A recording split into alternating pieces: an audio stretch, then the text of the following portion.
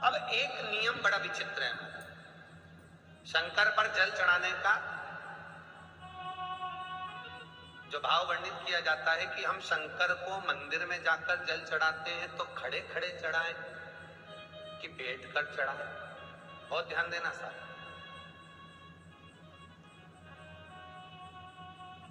शंकर में मंदिर में जाकर हम भगवान शंकर को जल चढ़ाएं तो खड़े होकर चढ़ाएं कि बैठ कर चढ़ाएं। अब दो तरह का शिवलिंग है मंदिरों में, दो तरह का शिवलिंग का निर्माण होता है, ठीक है। एक विष्णु शिवलिंग,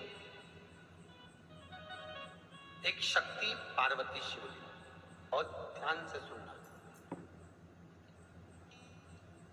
दो तरह का शिवलिंग मंदिरों में होता है, दो तरह का शिवलिंग मंदिरों में होता है। समझ लेना बहुत अच्छी तरह से। एक शिवलिंग वो होता है जो जमीन पर डायरेक्ट जलाधारी रहती है, शिवलिंग रहता है ऐसी जलाधारी पूरी की पूरी, और शिवलिंग जमीन पर रखा रहता है, जमीन पर रखा रहता है, डायरेक्ट जमीन पर। आप जल ले जाकर चढ़ाए, निकल गया रास्ते से।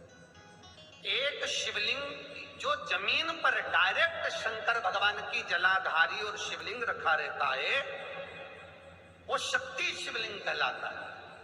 माता पार्वती का हस्त कमल उस शिवलिंग के सम्मुख। और दूसरा शिवलिंग एक डमरू जैसा होता है। अब वो हम उसको कैसे वर्णन, एक डमरू शिवलिंग होता है, ऐसा उसका स्टैंड होता है, ऐसा स्टैंड होता है, नीचे शिवलिंग रखने की जगह होती, फिर ऐसा होता है, फिर उसके ऊपर इस तरह शिवलिंग रखा होता है। एक दर्शन करें आप लोगों ने। अब फिर इसके ऊपर शंकर भगवान का शिवलिंग रखा होता है, ठीक है। इस तरह का जो शिवलिंग होता है, एक डायरेक्ट नीचे रखा हुआ शिवलिंग और एक भगवान जो नीचे डमरू जैसी आकृति होती है, इस पे जो डमरू जैसा जो भाग बना होता है ये भगवान विष्णु का हस्तकमल है, और ऊपर का जो भाग है वो भगवान ब्रह्मा का हस्तकमल है। इसको विष्णु शिवलिंग कहते हैं।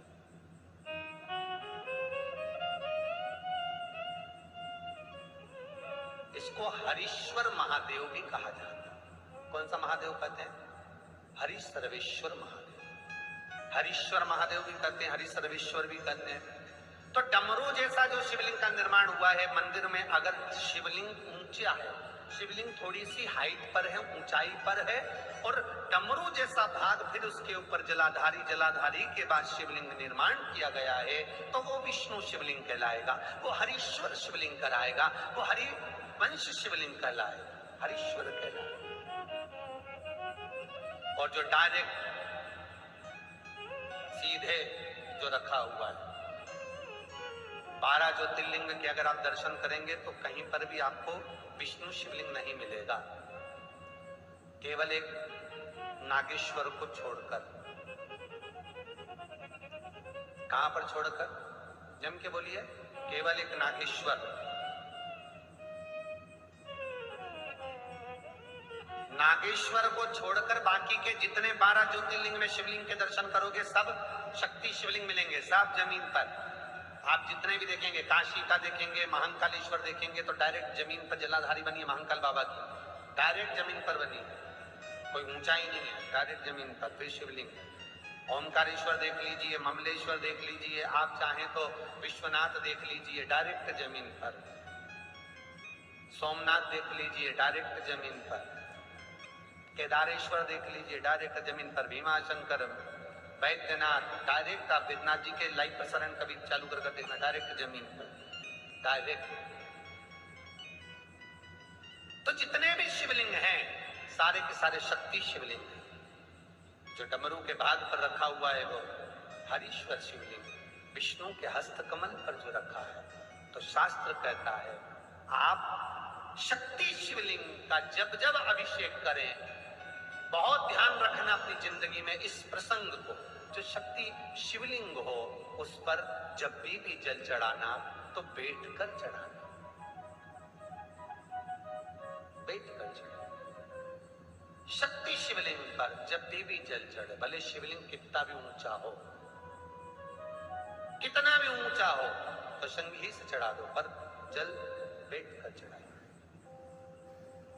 भले शिवलिंग ऊपर है, पूरा तरह से हाथ नहीं पहुंचा, जैसे सोमनाथ जी में अब शिवलिंग कितना बड़ा है, महाकालेश्वर का शिवलिंग कितना बड़ा है, तो उसको तो बैठकर स्नान नहीं करा सकते। भले शिवलिंग कितना भी ऊंचा हो, पर अगर भूमि टच है, शिवलिंग अगर भूमि टच है, शक्ति शिवलिंग है, तो भले आधा शिवलिंग नहाए, आधे पर पानी जाए, पर बैठकर ही स्नान कराया जाता है। और महाराज यदि हरीश्वर शिवलिंग है, अर्थात भगवान विष्णु के हस्त कमल पर, ब्रह्मा के हस्त कमल पर यदि शिवलिंग है, तो वो शिवलिंग का जब भी स्नान कराएंगे, अभिषेक कराएंगे, पूजन कराएंगे, तो खड़े होकर ही करना है। और खड़े होने का भी तरीका होता है, दोनों चरण बराबर में रखकर कभी भी शंकर भगवान के शिवलिंग का स्नान नहीं कराया जाता। महाराज दोनों चरण बराबर रखकर, अगर हरीश्वर शिवलिंग है, किसी मंदिर में शंकर को जल चढ़ाने के लिए आप गए हो और शंकर को जल चढ़ा रहे हो, तो हरीश्वर अगर शिवलिंग है तो दोनों पांव बराबर रखकर नहीं, एक सीधा चरण थोड़ा सा आगे रखिए और उल्टा चरण थोड़ा सा पीछे रखकर भगवान शंकर का जलाभिषेक करने पर लक्ष्मी जैसे अपने चरण रहते हैं, भगवान शंकर उसी तरह से लक्ष्मी को दौड़ाते हुए अपने घर में प्रवेश कराएंगे।